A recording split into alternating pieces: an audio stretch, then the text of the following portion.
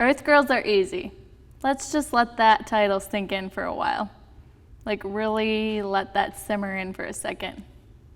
All right, so this movie is built around aliens crash landing in Valerie's backyard after she catches her future husband trying to have sex with another woman. And did I mention she basically lives in a musical fantasy land that we never address? The reason the aliens crash into her pool is because they're horny for the most part. That's right, the aliens that happen to be passing by our planet are super horny and haven't been around any alien women in quite a while. So they start looking at Valerie from space, which is really creepy, and I'm pretty sure I saw one guy hump the telescope, so that's that.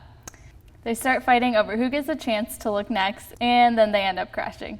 Okay, let's just go with the whole alien premises for a second. So somehow, Valerie gets the completely pointless, let's be as silly as possible aliens. You know, the ones that are furry and basically human if you just shave them. First, let's go ahead and talk about the elephant in the room here. Like, would anyone really be okay with these big, hairy alien guys in their backyard or their house or whatever? She literally said, "I'll make you some lunch."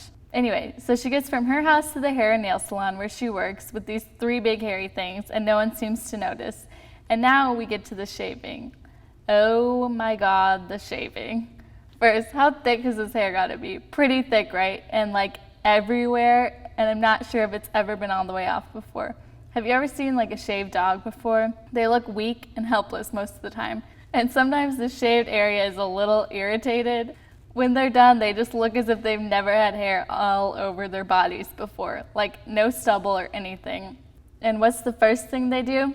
Of course, go to a nightclub because that's the thing to do when you're hanging out with aliens. And this nightclub is something. There are cages and condoms galore. We also find out something new about these aliens. They can dance, like really well, and everyone really wants to make out with them for some reason. Even one of Valerie's friends, who knows there are aliens at this point, said she wants to have one of the aliens' babies. Anyway, so they leave the club, and Valerie eventually just, has sex with one of them.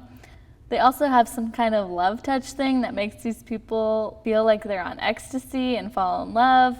So they use this to get out of a few problems. Some other silliness happens, and then they get arrested, and blah, blah, blah.